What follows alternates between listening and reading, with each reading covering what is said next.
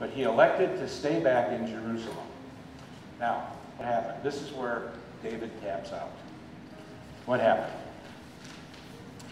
We all know the story. I'm not going to go through it in depth. David gets up in the afternoon or the early evening, out of bed. What do you do in bed early afternoon or early evening? You know? Taking a nap. He's not taking a nap. Well, the armies are out fighting.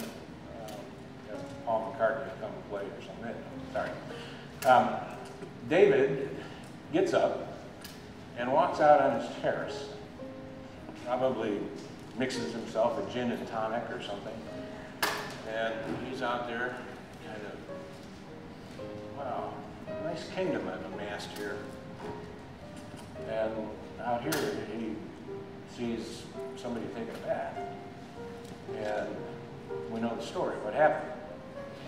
So he sends some of his messengers to inquire about this lady. And you know that was what it was on his mind. He was inquiring about who is that lady. So the messenger, one of the guys, said, isn't that Bathsheba, the wife of Uriah the Hittite? David said, yeah, give me some information.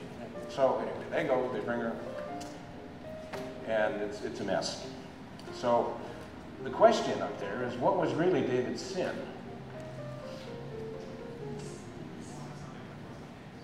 Wanting something that wasn't his.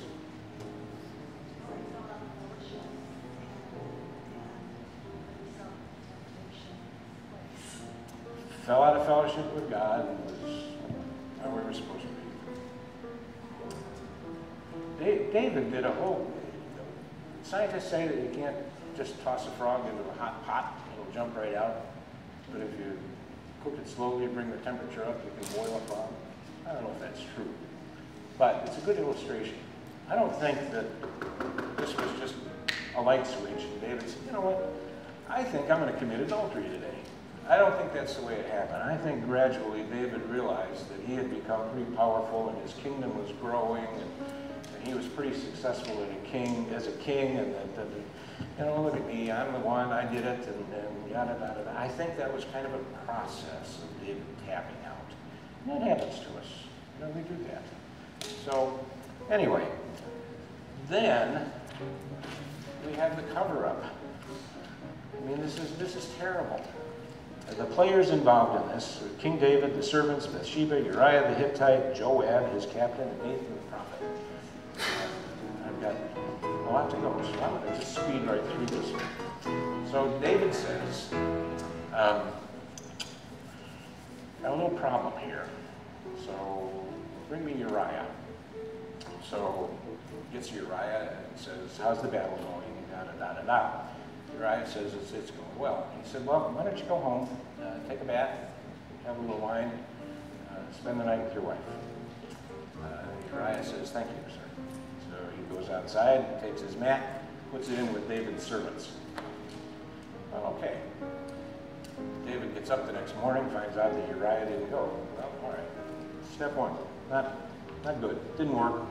So he invites him back again. Why don't you stay another day and come have dinner with me? So David gets him sauced. Wow, that'll make it work. So sends him off again. And Uriah grabs his mat, heads off to where the servants are, sleeps with the servants again. Didn't go home. David wants to know why. Why didn't you go home? And so Uriah says, you know, all of Israel, the ark, and everybody out there, they're living in tents, and you want me to go home and spend the night with my wife? I can't do that. I can't do that. So David concocts this scheme with Joab. Put him out in the front lines, close to the battle, where the archers can get him. There are other battles that they got too close to the wall, and ladies would throw rocks over the wall and kill the Israel soldiers. Well, get him close enough so that he's sure to be killed. So that happens. Joab brings the message back that that's what happened, and then David says that's bad. So he tells Bathsheba that her husband had been died, had been killed. She mourns. David takes her to be his wife. So, this doesn't go unnoticed. Nathan, the prophet, was told by God, go confront David.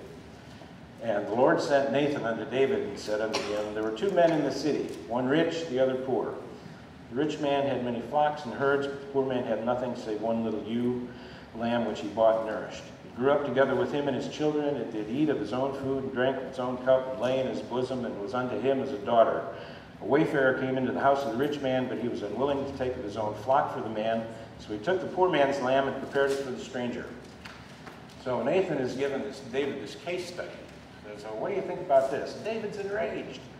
The man should surely die. 2 Samuel 12:5. He shall restore the lamb fourfold.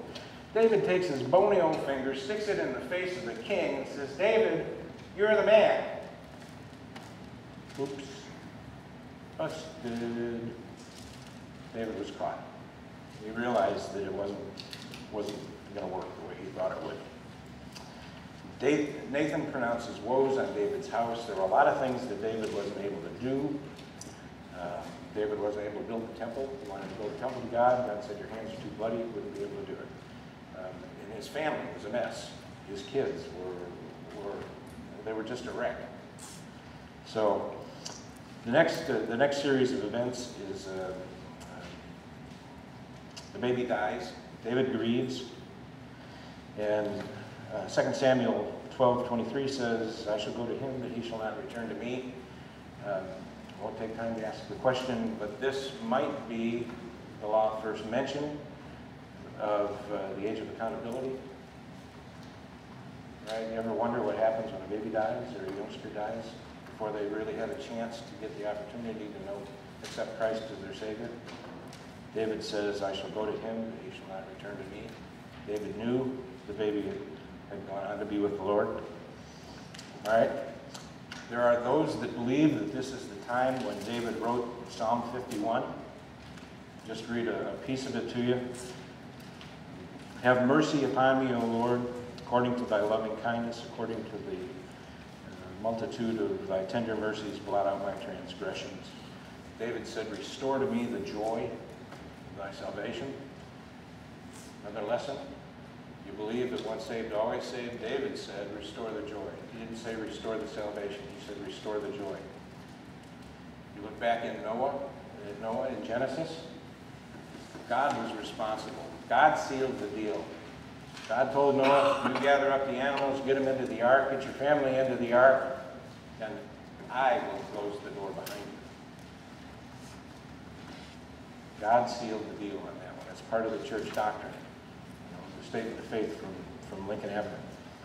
Okay, going on. David appoints Absalom to be his successor. Solomon to be his successor. David's an old man. And his final words to Solomon were, be strong, show thyself a man, keep the charge of the Lord, to walk in his ways, to keep his statutes, commandments, ordinances, and his testimonies as written in the law of Moses. Be kind, be wise.